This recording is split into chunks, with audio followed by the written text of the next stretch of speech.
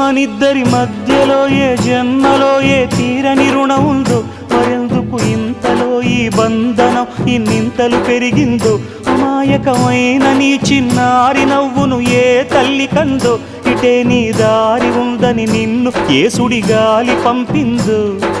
పాపం పుణ్యం దేవుడికెరుక, పేదకు దొరికిన బంగారు కణిక, పాలు వెన్నా లేవని అనక ప్రేమను తాగి పెరగవెసిలక.